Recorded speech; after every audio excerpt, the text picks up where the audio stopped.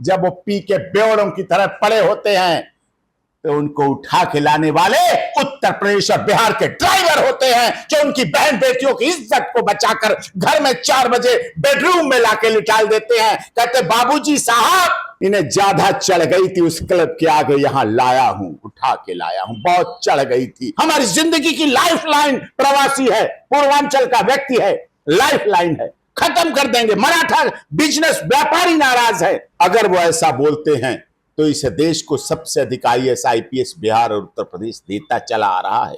अगर छठ मैया का पर्व पूरी दुनिया में मनाया जाता है तो वो बिहार से शुरू होता है। राज ठाकरे जी ने एक बात कही कि जैसे यूपी और बिहार से जो लोग आते हैं, 48 ट्रेनें आती हैं, भर भर कर आती हैं, जाती खाली है, आखिर में खाली जा कैसे रही है? मतलब यूपी और बिहार के लोग डेली 48 ट्रेनों में भरकर आ रहे हैं।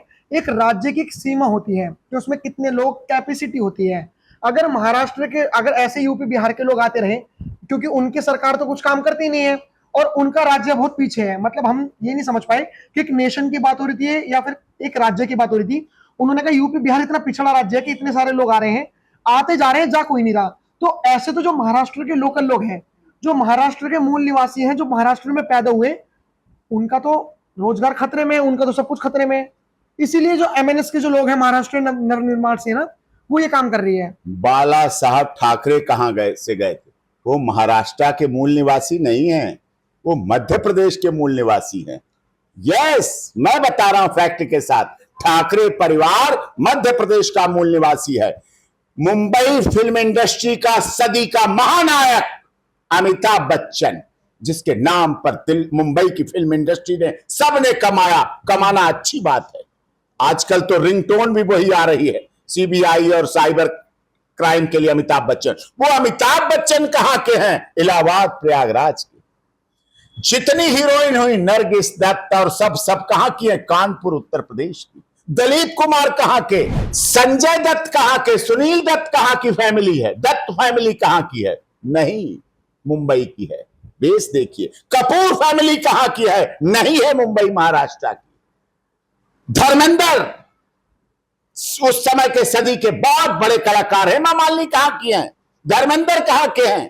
कहां के हैं उनके बेटे दोनों जो मुंबई के बेताज बादशाह बने? कहां के हैं वो लोग? सब पहुंचे हुए हैं। अमिताभ बच्चन तो मुंबई वालों को अच्छे लगते हैं, ठीक है, लेकिन वो मजदूर नहीं अच्छा लगता जो इलाहाबाद से जाता है और वहां जाके बिल्डिंगें बनाता है, कंस्ट्रक्शन करता है, कोठियां खड़ी करता है, उनके सी साइड के बंगले खड़े करता है, सी साइड के बंगले के आगर चौकीदारी करता है, मालीगिरी करता है, रक्षा करता है, उनका भोजन बनाता है, उनके मकानों की व्यवस्था करता है। उनकी बीबियां जो नशेड़ी गंजेड़ी चरसी अफीम है ना, सारे NDPS ने मुकदमे दर्ज किए थे ना, उनके सब बच्चों सब परिवारों के घर निकली थे ना इस समय गांजा चरस अफीम। जब वो पी के बेवड़ों की तरह पड़े होते हैं तो उनको उठा के लाने वाले उत्तर प्रदेश और बिहार के ड्राइवर होते हैं, जो उनकी बहन बेटियों की इज्जत को बचाकर घर में 4 बजे बेडरूम में लाके लिटा देते हैं। कहते बाबूजी साहब इन्हें ज्यादा चढ़ गई थी, उस क्लब के आगे यहां लाया हूं, उठा के लाया हूं, बहुत चढ़ गई थी, मेम साहब को होश नहीं रहा था, बड़ी मुश्किल से मैं ला पाया हूं, मुझ पे धक्के मार रही थी। वो लाने वाला कौन है? वो पूर्वांचल का व्यक्ति है जिसे प्रवासी कहा जाता है। और वो प्रवासी नहीं है, वो अपनी जमीन नहीं बेच के गया, मकान नहीं बेच के गया, अपनी चौपाल नहीं बेच के गया, खेत और खलिहान नहीं बेच के गया। उसने वहां जाके वहां जमीनें खरीदी है, मकान खरीदे हैं, फ्लोर खरीदे हैं, टावर्स खरीदे हैं और बनाए हैं, और MH नंबर की गाड़ियां मर्सिडीज और BMW और रॉयल रास पर लेकर चल रहा है। अपनी मेहनत, अपनी ईमानदारी, लगन, त्याग और तपस्या के बल पर चल रहा है, किसी के एहसान पर नहीं चल रहा, किसी के अपनी पैतृक उस पर नहीं चल रहा है। उनके साथ गलत कर रहे हैं। मुंबई में कितना पारसी समाज है, वो नाराज है इस बात से कि हमें दुख होता है, हमारी जिंदगी की लाइफ लाइन प्रवासी है, पूर्वांचल का व्यक्ति है, लाइफ लाइन है, खत्म कर देंगे। मराठा बिजनेस व्यापारी नाराज है कि एक व्यक्ति ऐसा बोल के हमारे बीच में फर्क डाल रहा है, जो हमारी सारी चीजों की देखभाल और कार्य करते हैं।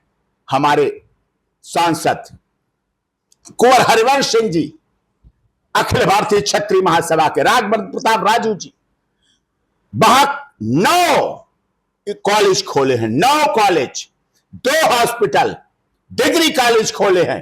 किसके लिए? शिक्षा दी है हमारे लोगों ने, जाके रोजगार दिया है, स्वास्थ्य दिया है, जीवन बचाया है, सरकार के पैरेलल काम किए हैं।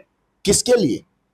देश के लिए, राष्ट्र के लिए, ना कि मराठा के लिए, ना कि मराठी के लिए, हिंदी के लिए, हिंदुस्तान के लिए, भाषा के लिए।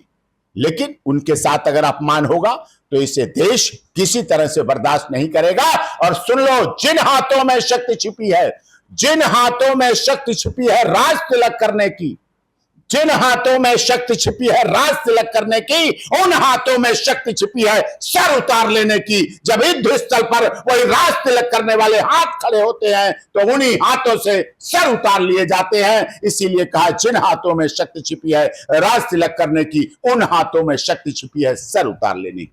सर अभी हम देख रहे हैं कि बहुत सारे लोग जय बिहार बोल रहे हैं, जय महाराष्ट्र बोल रहे हैं, जय तमिलनाडु बोल रहे हैं।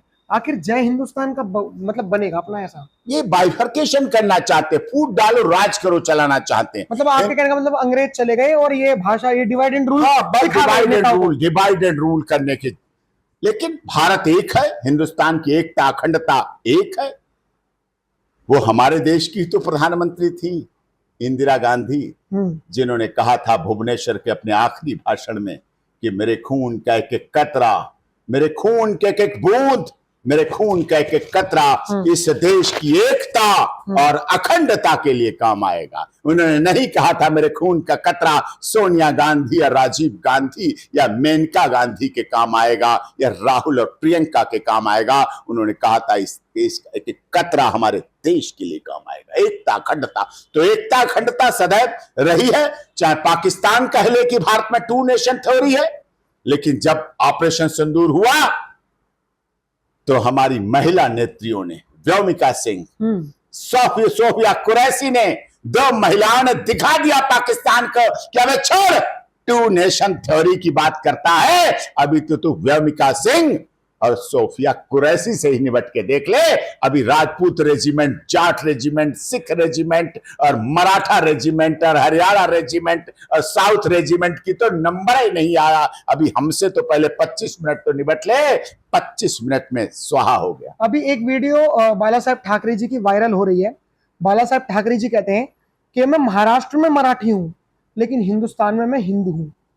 ये बात थी, बिल्कुल बात थी। मराठा होना गुनाह नहीं है, मराठी बोलना गुनाह नहीं है, लेकिन हिंदुस्तान का विरोध करना, हिंदी का विरोध करना, हिंदू का विरोध करना हम सहन नहीं करेंगे।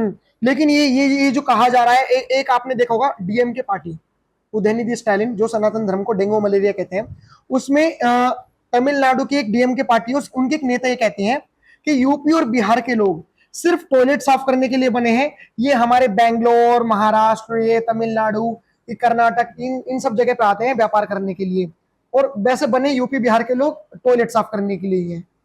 वो हिंदी भाषा को जो विरोध कर रहे हैं, आपने देखा होगा कि वो डॉलर का साइन भी मिटा रहे हैं। अब उन्होंने अपने विधानसभा में बजट पेश करा तो उन्होंने उसमें डॉलर का साइन भी हटा दिया।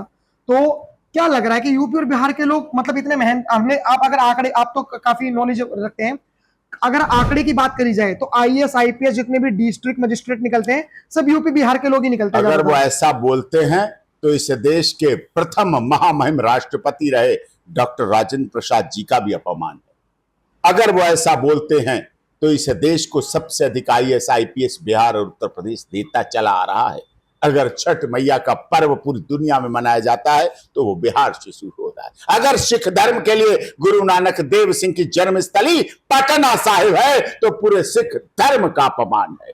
अगर ये बात करते हैं तो उनके यहां जाने वाला सोना, अभ्रक, मैग्नीज, खनिज, तांबा, लोहा, कॉपर, डीजल, पेट्रोल, हीरा, जवाहरात कहां से निकलता है? सब बिहार की खानों से, झारखंड के खानों से, धनबाद, बोकारो और रांची से निकलता है, जो पूरी दुनिया में प्रसिद्ध है, पूरी दुनिया के लिए जाना जाता है। ये किस किस का वो अपमान करेंगे, किस किस की बात करेंगे? वो केवल वोट बैंक साधने के लिए, अपनी क्षेत्रीय पार्टी बने रहने के लिए अपनी विधानसभा में बोल सकते हैं। अगर उसमें उन्होंने अपनी मां का दूध पिया है तो यही बात दिल्ली में स्थित, देश की राजधानी में स्थित लोकसभा में बोल के दिखाएं, राज्यसभा में बोल के दिखाएं, वो लोकसभा राज्यसभा से बाहर निकल नहीं पाएंगे, मैं दावा करता हूं। आप नीतीश राणे को तो जानती होंगी, जो महाराष्ट्र में है। नीतीश राणे ने एक बात कही थी कि जो लोग एमएनएस के जो कार्यकर्ता हैं, जो यूपी और बिहार के लोगों को मार रहे हैं कि तुम्हें मराठी क्यों नहीं आती, इन एमएनएस के कार्यकर्ताओं को हिंदू ही मिल रहे हैं बस मारने के लिए। एक बार अगर मारना है तो मुगलों के वंशज को मारो, मुस्लिम्स को मारो। उनका कहना यही था, तुम वहां पे नहीं जाओगे, क्योंकि उन्हें पता है कि वहां पे एक तरीके की एकता है।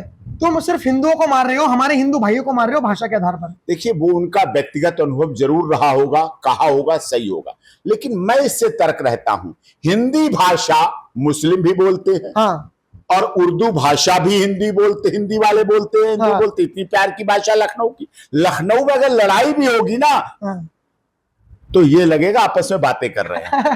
तो ये प्यार की भाषा है। इस भाषा के मामले में महाराष्ट्र के मुसलमान भी हिंदुओं के साथ है और हिंदी के साथ है। नहीं, इन्होंने ये नहीं उन्होंने बोला। ये कहा, मुसलमानों के घर जाके ऐसे बोलो, हाँ, उनके स्थानों पर जाके हाँ, बोलो, उनके स्थानों नहीं पर बोलोगे जाके। वो जिस शिवसेना ने बाला साहब ठाकरे की चिंता नहीं की, जिस बाला साहब ठाकरे को हिंदू हृदय सम्राट बनाने वाले, हिंदुस्तान की भावनाओं का पालन नहीं किया, तो उनका क्या करें? उनका तो भविष्य खराब हो चुका है, तो उनका आदर कहां तक करें, क्या करें? वो हिंदू मुस्लिम में लड़ाते हैं, वो भाषा के नाम पर लड़ाते हैं, वो जातिवाद के नाम पे लड़ाते हैं, क्षेत्रवाद के नाम पे लड़ाते हैं, संप्रदाय के नाम पे लड़ाते हैं, और अपने वोट बैंक उनका सब लुट चुका है। हाँ। कुछ नहीं मुझ बचा। वो दोनों भाई मिल जाएं और ऊपर से भी जो चले गए हैं दुनिया से, उनको भी बुला लें, नीचे जो है उनको भी बुला लें, जो समुद्र में गए उनको भी वापस ला लें, तब भी उनका कुछ नहीं होने वाला है, और बीएमसी में भी हाथ धो के बैठेंगे और घर बैठेंगे। भारत बुलेटिन सबसे पहले, सबसे सटीक,